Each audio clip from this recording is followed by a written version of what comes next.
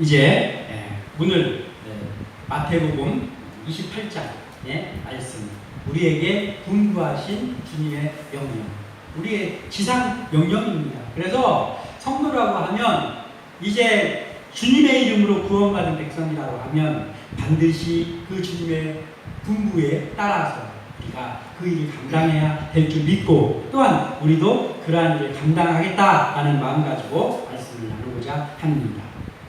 자, 오늘의 말씀의 제목이 복음의 일꾼입니다. 복음의 일꾼. 복음의 일꾼. 복음의 일꾼은 누가 복음의 일꾼인가 하는 것이죠. 복음의 일꾼은 어떤 사람을 가지고 복음의 일꾼이라고 합니다. 바로 이런 사람입니다. 예수 그리스도의 이름을 믿고, 그리고 예수님이 나의 구세주라고 영접하고 고백한 그 사람을 하나님께서 자녀로 삼아주시고, 그 일이 맞춰져서 하나님의 자녀가 된 그 사람은 누구라 할지라도 복음의 일꾼입니다. 복음의 일꾼, 그런 거예요. 그러니까 복음의 일꾼이라는 것이 어떠한 이런 사람이 복음의 일꾼이다라고 기준을 둬서 정해진 것이 아니라 예수 그리스도의 이름으로 구원받은 모든 사람들이 복음의 일꾼이다라는 것이죠. 그래서 여기에 있는 우리 어린아이들, 그럼 우리가 어린아이들은 복음의 일꾼인가요? 라고 한다면 예, 맞습니다. 예수 그리스도의 그 이름으로 구원받은 모든 사람은 어린아이에서부터 할아버지, 할머니까지 그 누구도 예외가 없이 복음의 일꾼입니다. 그러므로 오늘 이곳에 있는 우리 모두는 복음의 일꾼이죠. 그리고 이 복음의 일꾼이 또 다른 말로 성경에는 어떻게 알려주고 있냐면, 예수 그리스도께 부르심을 받은 주의 군사다, 이렇게 기록하고 있습니다. 우리는 주의 군사다라고 말씀은 말하고 있습니다. 자, 복음의 일꾼은 우리를 부르신 예수 그리스도의 뜻을 따라 살아야 되는 것이죠. 왜냐하면 우리를 불러주신 분이 예수 그리스도이기 때문입니다. 병사들이 군대에 갔을 때 그 군대에 가서 누구를 위해서 싸웁니까? 우리를 불러준 우리 나라를 위해서 목숨같이 싸우는 거잖아요. 마찬가지로 복음의 일꾼으로 불려진 우리 그리스도인들은 그리스도 예수께서 불러주셨단 말이죠. 그렇기 때문에 우리는 예수 그리스도의 뜻을 따라 그분을 기쁘시게 하는 삶을 사는 사람들이다라는 거예요. 그래서 그런 거에 대해서 디모데전서 6장 12절에는 믿음의 선한 싸움을 싸우라, 영생을 취하라, 이를 위하여 내가 부르심을 받았고 많은 증인 앞에서 선한 증언을 하였도다. 아멘. 이렇게 기록하고 있습니다. 이건 누가 누구에게 한 말이냐면 사도 바울이 그의 영적인 아들이며 그의 수제자인 디모데에게 한 말입니다. 믿음의 선한 싸움을 싸우라. 그 영생을 취하라 했는데, 영생을 취하는 게 뭐냐? 영생을 어떻게 취하느냐? 예수 그리스도를 구주로 영접하는 자가 영생을 취하는 거잖아요. 우리는 이미 영생을 취한 자들입니다. 그런데 아직까지 예수를 믿지 않은 사람들은 영생을 취하지 못했죠. 그래서 우리가 그들이 영생을 취할 수 있도록 도와주는 역할을 우리가 해야 되는 거예요. 우리가 취한 그 영생을 아직 취하지 못한 그들에게 전파하는 것, 이것이 바로 복음의 일꾼들이 해야 될 일입니다. 그래서 그것을 위해서 우리가 부름을 받았고, 또 그것을 위해서 증언하는 사람들이 우리들이란 말이죠. 바울이 이것을 디모데에게 알려준 것이죠. 우리도 누군가에게 이것을 알려주고 그들과 함께 나가야 되는 것이죠. 오늘 이것을 우리가 알고 이러한 말을 들을 수 있는, 우리가 이러한 말을 들을 수 있는 복음의 일꾼들이 다 되시기를 소망하며 말씀을 나누고자 합니다. 먼저 첫 번째로 복음의 일꾼. 말씀 앞에 의심이 아닌 확신으로 서 있어야 된다 하는 거예요. 말씀 앞에 의심. 의심이 무엇입니까? 의심이라는 것은 믿지 못하거나 또는 확실히 알 수가 없어가지고 의아해하는 것. 그러니까 이걸 믿을 수도 없고, 그리고 믿음이 가지도 않고 그런 상황 속에 있는 것을 의심이라고 합니다. 의심이라는 게 참 대단한 힘이 있는데 그게 뭐냐면 의심은 우리가 어떤 일을 하며 나아갈 때 그 전진하는 발걸음을 바로 멈추게 만드는 것이 의심입니다. 마음속에 의심이 들어오면 전진하다가 멈춰. 그게 의심이 그러한 힘을 가지고 있습니다. 그리고 같이 일하고 있을 때 같이 일할 수 없게 만드는 것 또한 의심입니다. 의심이 생기면 사람과 사람 간의 의심이 생기면 그러면 같이 일할 수 없게 되고 또한 실패를 향해서 인도하는 말하자면 의심이라는 것은 악한 영향입니다. 악한 영향력. 우리가 교회에서 같이 한 가족으로 같이 예배드리고 한 공동체로 나가는데 어느 날부터 패가 갈라지고 의심이 생기면 어떻게 됩니까? 하나를 이루었던 것이 금방 와야 됩니다. 그래서 의심이라는 건 굉장히 악한 영향력입니다. 그래서 우리는 의심을 가져서는 안 되는데 더더욱이나 믿음의 공동체 안에서는 말씀 앞에서 의심이 있으면 안 된다는 것이죠. 확신을 가지고 서 있어야 된다는 것이죠. 자, 예수님이 능력이 많으신 예수님이잖아요. 근데 예수님이 많은 기적을 행하시고 많은 능력을 행하셨지만 예수님이 십자가에 돌아가신 일이 생겼습니다. 제자들이 예수님이 왕이 되시면 우리 예수님 능력이 많으시니까 왕이 되시면 내가 국무총리가 되려나 아니면 내무부 장관이 되려나 하면서 막 청탁도 해서 청탁. 야고보와 요한이 어머니까지 모시고 와가지고 예수님이 왕이 되셨을 때 우리 아들을 하나님 우편에 하나님 좌편에 앉아주십시오. 청탁도 했어요. 그렇게 하고 있었는데 그 예수님이 십자가에서 힘없이 채찍에 맞고 조롱당하면서 창피한 모습으로 돌아가신 거예요. 그러니까 그 모습을 보고 제자들의 마음속에 바로 이 마음이 악한 영향력, 의심이 생겼습니다. 그래서 이 예수님의 죽음 앞에 우리가 지금까지 따라다녔던 이 예수님이 과연 누구야? 어떤 분이야? 이렇게 힘없이 돌아가신다고 그러면서 그들이 다 도망치고 또 제자의 길을 포기했습니다.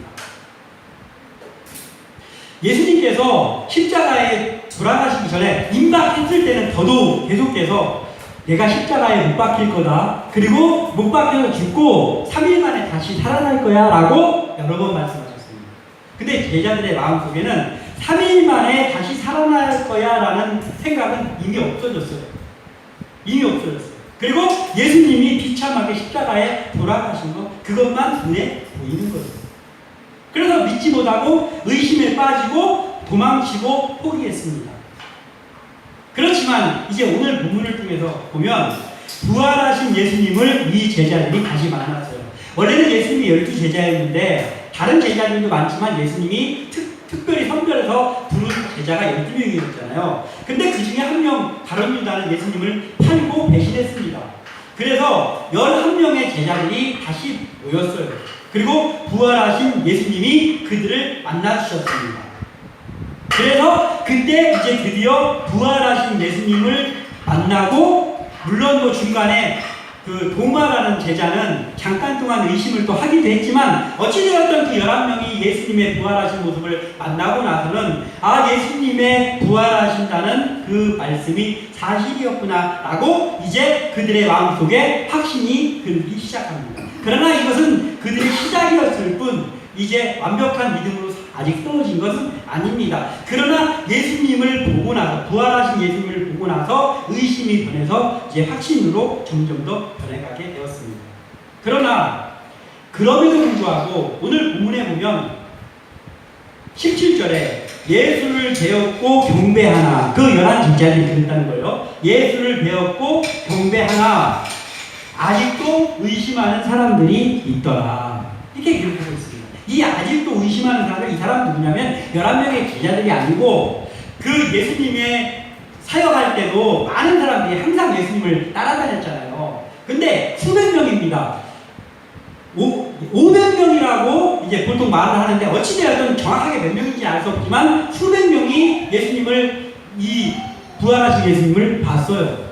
그런데 예수님의 11제자가 아닌 그 예수님을 따라다니던 그 많은 제자들 중에는 아직도 부활하신 예수님을 보면서도 조금 전하고 좀 모습이 좀 달라진 것 같기도 하고, 저분이 그때 그 십자가에 돌아가시기 전 그 예수님 맞나? 아닌 것 같기도 하고. 왜냐하면 예수님이 부활하셨을 때는 모습이 좀 변했어요. 왜냐하면 그 전에 인간의 죄를 담당하기 위해서 오셨을 때 그 예수님의 모습이 아니었거든요. 부활하신 예수님은 약간은 더 그때의 모습과는 변하신 모습이죠. 그러니까 이게 그분이 같기도 하고 아닌 것 같기도 하네 하면서 약 의심이 드는 거예요. 아직도 믿어지지가 않는 거예요. 또 예수님이 죽었는데 다시 살아났다는 그 자체가 사실은 한 번도 본 적이 없는 그러한 일들이기 때문에 아직도 의심하는 사람들이 있습니다. 그래도 예수님의 부활하신 모습을 확실하게 믿지 못하는 그러한 일과 더불어 예수님이 하셨던 말씀이 아직도 믿어지지 않는 그런 관계가 있었습니다. 그때 그 사람들처럼 야, 어떻게 예수님이 부활하신 모습을 보고도 믿지 못했을까라고 우리가 말할 수 있을지 몰라도 사실 우리 앞에 그 일이 벌어졌다고 해도 우리의 모습이 어떨지 모르거든요. 우리의 모습. 왜 그러냐? 그들이 그 인력으로 되는 문제가 아니었습니다. 말씀 앞에 의심의 마음으로 서 있으면 일단은 믿음이 생기질 않으니까 복음의 사명을 감당하는 것은 고사치고 예수님의 말씀 자체를 믿을 수가 없어요. 그런데 이 예수님의 말씀으로 확신하게 믿어질 수 있는 방법이 딱 한 가지밖에 없다고 늘 말씀드리는 거지만, 예수님의 말씀을 우리가 믿고 싶다고 해서 마음대로 믿어지는 게 아니에요. 믿음이 없이는 믿을 수 없는 게 예수님의 말씀입니다. 그런데 그 예수님의 말씀이 믿어지는 방법은 단 한 가지라는 거예요. 그 방법이 뭐냐? 성령 충만입니다. 우리가 예수님을 지금 믿고 있잖아요. 그런데도 우리가 성령 충만한 상태에서 우리가 멀어지면, 성령님과 가까이 하는 그 삶이 하나님과 가까이 하는 삶에서 멀어지면 우리 마음속에 어느 순간부터 의심이 슬그머니 들어옵니다. 그래서 우리가 말씀 앞에 확신으로 서 있을 수 있는, 그리고 그것을 지속할 수 있는 단 한 가지의 방법은 우리가 성령 충만한 자세로 서 있는 것 뿐입니다. 성령 충만으로 서 있을 때만 우리는 말씀 앞에서 확신을 가지고 서 있을 수가 있습니다. 사도행전 1장 4절에서 5절에 사도와 함께 모이사 그들에게 분부하여 이르시되 예루살렘을 떠나지 말고 내게서 들은 바 아버지께서 약속하신 것을 기다리라.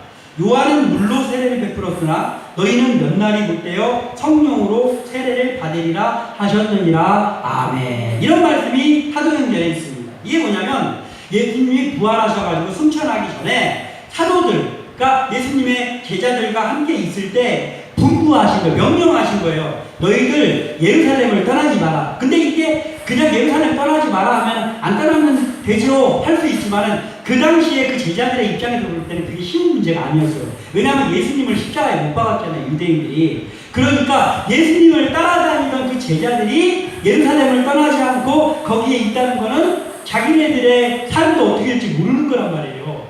예수의 제자들도 다 잡아들여라 라는 그러한 분위기가 조성이 되면 자기들도 예루살렘에 있는 것이 위험한 상태라는 거예요. 근데 예수님께서는 승천하시기 전에 제자들에게 예루살렘을 떠나지 말라고 하셨습니다. 그리고 떠나지 말고 모여서 기도를 하라. 기도를 하면 이제 얼마 못 되어서 하나님께서 너희들에게 성령님을 보내주실 것이다 라고 약속하고 예수님께서 승천을 하셨습니다. 말씀 앞에 확실하게 확신으로 설 수 있는 유일한 방법은 성령 충만입니다. 제자들에게만 그런 것이 아니라 지금의 우리에게도 마찬가지입니다.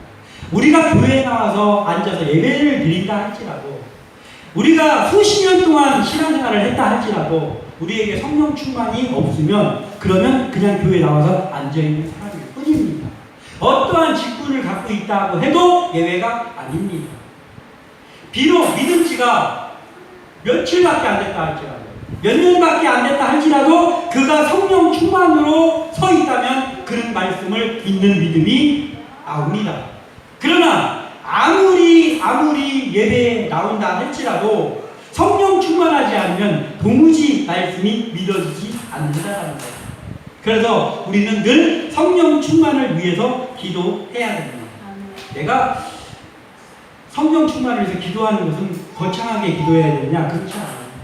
우리가 우리의 삶 속에서, 그리고 우리의 아침에 일어나서, 그리고 밤에 잠자기 전에 잠깐 우리가 우리의 마음을 담아서 하나님 아버지, 제가 하나님의 말씀대로 살 수 있도록 하나님께서 함께하여 주셔서 주시되 그리스도의 영이신 성령님께서 내 마음에 들어와 주십시오. 그리고 나를 인도해 주십시오. 그래서 내 삶 속에서 주관하여 주셔서 내가 말씀대로 살아갈 수 있도록 저를 지켜주시옵소서 라고 계속해서 기도하면서 그 믿음을 가질 때 성령께서는 내 마음속에 들어오셔서 나의 삶 속에서 같이 동행하여 주신다는 것이죠. 그래서 우리는 말씀 앞에 의심이 아닌 확신으로 서 있는 한 사람 한 사람 되기를 소원합니다. 그래서 한 가지는 복음의 일꾼답게 복음을 전파하는 삶을 살아야 한다는 거예요. 복음의 일꾼인데 복음의 일꾼이 복음을 전파하는 일을 하지 않는다. 그럼 그게 직무유기죠. 복음을 전하는 복음의 일꾼이 복음을 전하지 않으면 그거 직무유기입니다. 우리의 죄를 대신하기 위해서 예수님이 오셨으므로 이 땅에서 예수님은 힘없는 사람처럼 사셨어요. 33년 동안. 왜 그랬냐? 이 하나님이 죄를 용서해 줘야 되는데, 우리의 죄를 용서해 줘야 되는데, 우리의 죄를 용서하려면 누가 그걸 대신해야 되냐면 죄가 없는 누군가가 그걸 대신해야 된단 말이에요.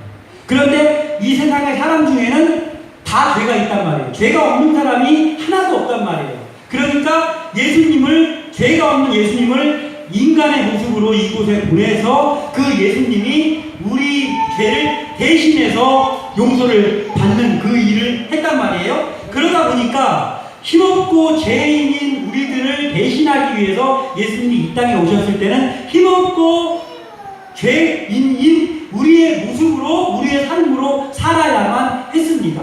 그래서 예수님이 이 땅에 오셨을 때는 약한 자처럼 사셨어요. 그래서 십자가에 못 박혀서 힘없이 돌아가시는 것까지 했습니다. 그러나 사실은 예수님은 어떤 존재냐면 오늘 본문 18절에 있는 것처럼 예수께서 나와 말씀하여 이르시되 하늘과 땅의 모든 권세를 내게 주셨으니 아멘. 이런 분이에요. 하나님께서 예수님에게 하늘과 땅의 모든 권세를 주신, 모든 권세를 가지고 있는 분이 예수님이란 말이에요. 그런데 그 예수님이 죄를 용서해 주신 우리들은 어때요?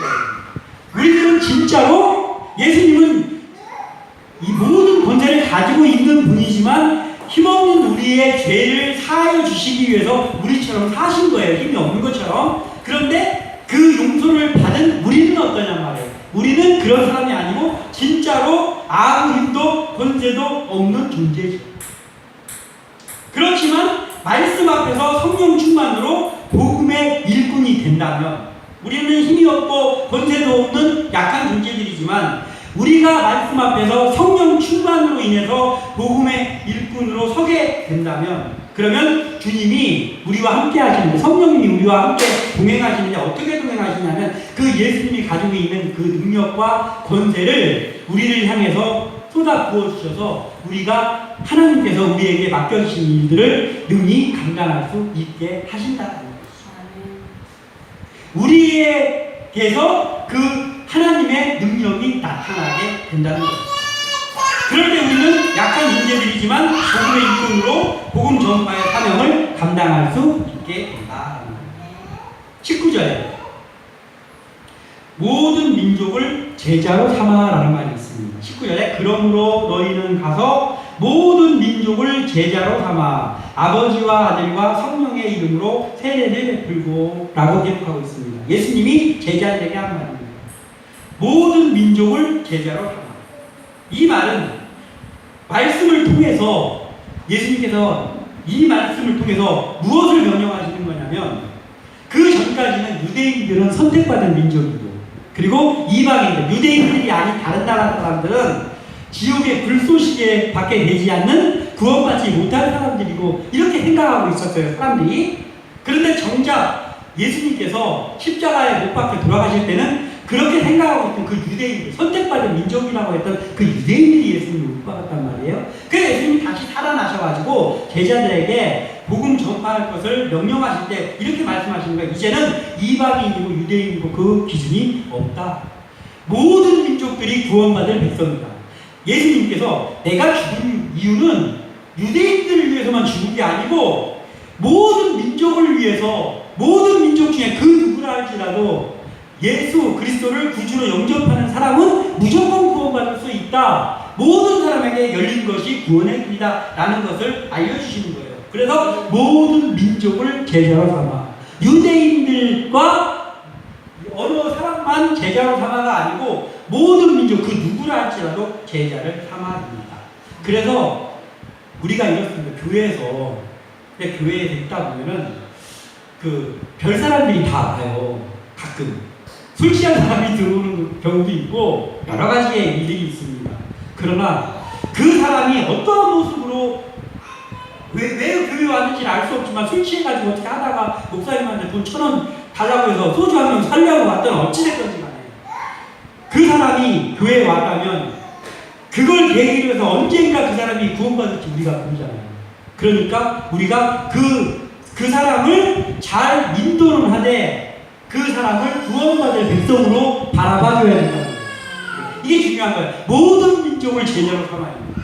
그래서 우리가 이러한 마음을 가지고 서 있기를 소원하고, 또 선교는 그러면 모든 민족을 제자로 삼으라고 했으니까 선교는 뭐예요? 선택사항이 아니란 말이에요. 우리가 선교하는 거는 내가 여유가 되면 선교를 하고 여유가 안 되면 선교 못하고가 아니라, 선교는 선택사항이 아니라 사명이에요. 사명이라는 건 무조건 해야 되는 거예요. 사명이라는 건. 그래서 예수 믿는 우리에게는 선교하는 일이 선택이 아니고 사명이다. 예수님께서 우리에게 분부한 말씀이다. 이렇게 알고 살아가기를 소원합니다. 또 예수께서 제자들에게 세례를 주라고 말씀하셨잖아요. 세례. 아버지와 아들과 성령의 이름으로 세례를 베풀고 라고 말씀하셨습니다. 그런데 예수님께서 이 땅에서 3년 6개월 동안 제자들을 데리고 다니실 때 한 번도 제자들에게 누구한테 가서 세례를 주라는 말씀을 하신 적이 없어요. 이때 처음으로 하신 거예요. 하늘로 올라가시기 전에 처음으로 너희들이 가서 세례를 줘라 이렇게 말씀하신 거예요. 이게 뭐냐면 이제 예수님이 하늘로 올라가시면서 그 제자들에게 예수님의 권한을 물려주는 거예요. 그러니까 예수님의 권세를 제자들에게 부여해 주시는 거예요. 복음 전파의 사명을 분부하시는 거예요. 그래서 세례를 주는 것이 예수님의 이름으로 예수님의 권한이지만 그걸 예수님께서 복음의 일꾼인 우리들에게 그 권한을 주셨다고. 그래서 모든 민족을 제자로 삼고 아버지와 아들과 성령의 이름으로 세례를 베푸는 일을 너희들이 해라. 예수님의 11제자만이 아니라 그 11제자로부터 복음이 전파돼갖고 오다가 우리도 복음을 받아들였잖아요. 우리도 이제 예수님의 제자잖아요. 우리에게도 그 권한을 주신 거예요. 그러니까 우리가 이 권한을 알고 우리도 이 일을 감당해야 된다는 것이죠. 예수님의 사역은 가르침과 복음 전파와 병 고치는 것. 크게 말하면 이 세 가지였어요. 예수님의 사역이 가르치는 사역, 그리고 병 고치는 사역, 그리고 복음을 전파하는 사역을 예수님께서 공생애 동안에 하셨습니다. 그런데 제자들에게 그 중에서 두 가지는 예수님께서 공생애 때 시키신 적이 있어요. 뭐냐면 병 고치는 능력하고 복음 전파하는 것을 2명씩 짝지어가지고 70명을 보내면서 병도 고쳐주고 귀신도 내쫓고 그리고 복음도 전파해라 이렇게 명령하셔가지고 제자들이 파송받은 적이 있습니다. 그런데 이 땅에서 사역을 하실 때 한 가지 가르치는 것은 제자들에게 시키지 않으셨어요. 근데 지금은 이것에 대해서 말씀을 하십니다. 가르치는 건 예수님, 이 땅에 예수님이 있는 동안에 선택은 예수님 한 분인 거예요. 그래서 예수님의 고유 권한이었어요. 그런데 예수님이 하늘로 올라가시기 전에 이제 제자들에게 그 권한까지도 주신 거예요. 너희들이 가서 가르쳐라. 그래서 20절 마지막 절에 이렇게 말했어요. 내가 너희에게 분부한 모든 것을 가르치는 권한을 주시고 지키게 하라. 볼지어다. 내가 세상 끝날까지 너희와 항상 함께 있으리라 하시니라. 아멘. 자, 그래서 예수님께서 가르치는 권한을 주시고 그리고 또 뭐 가르친 다음에 어떻게 해? 가르쳤으니까 이제 그 다음에는 그들이 알아서 해라가 아니고 가르치고 그들이 지키게로 해라는 거예요. 그럼 우리가 가르치는 거는 우리가 복음 전파도 하고 그리고 누군가에게 우리가 말씀을 전하기도 하고 그건 할 수 있잖아요. 근데 그것을 하고 그 다음에 지키게 하라. 이건 어떻게 하는 거예요? 지키게 하라. 그들이 그 말씀을 지키게 하는 건 어떻게 하는 거냐면 우리가 가르치는 것은 우리가 그들에게 말로 전하는 것이고 그 다음에 지키게 하는 것은 그들을 뭐 강제로 뭐 붙잡아다가 지키게 하는 그게 아니라 뭐예요? 삶으로 보여주는 거예요. 지키게 하는 거예요. 내가 믿는 내가 말씀대로 사는 모습을 그들에게 보여줌으로 그들이 그것을 지킬 수 있게 우리가 하는 그 일을 해야 되는 거죠. 그래서 우리는 말로 전파하고 이런 거 다 중요하지만 그것보다 더 중요한 것이 예수 믿는 자답게 사는 모습을 우리가 사람들에게 보여야 됩니다. 그러기 위해서 먼저 우리가 말씀대로 살아야 되는데 말씀대로 사는 것이 많이 있지만은 우리가 1차적으로 할 수 있는 게 뭐냐면 예배하는 예배자로 사는 것이고 그리고 예배하는 가운데 있는 찬양과 말씀과 기도하는 그 삶을 사는 거예요. 이 삶을 우리가 살아나가면서 우리 주위에 있는 사람들에게 그것을 보여주고 내 자녀들에게 그 모습을 보여주면서 나아가는 그것이 가르쳐 지키게 하는 일입니다. 그래서 이것을 우리가 할 때 예수님께서는 끝날까지 그 일을 하는 복음의 일꾼들과 함께 하시겠다라고 오늘 약속을 하고 있습니다. 여기에 모인 우리 한 사람 한 사람이 부족한 것도 많고 여러 가지 우리가 여건이 다 다르고 그렇지만은 우리가 오늘 말씀을 나누었으니 우리가 복음의 일꾼답게 내가 서 있는 자리에서 확실히 말씀을 믿고 서 있는 믿음을 가지고 있구나. 그리고 또한 때를 얻든지 못 얻든지 우리 주위의 사람들에게 복음을 전파하기도 하고 그리고 믿는 자로서의 본이 되는 삶을 살아드림으로 인하여서 진정한 복음의 일꾼이 다 되시기를 주님의 이름으로 축원합니다. 기도합니다.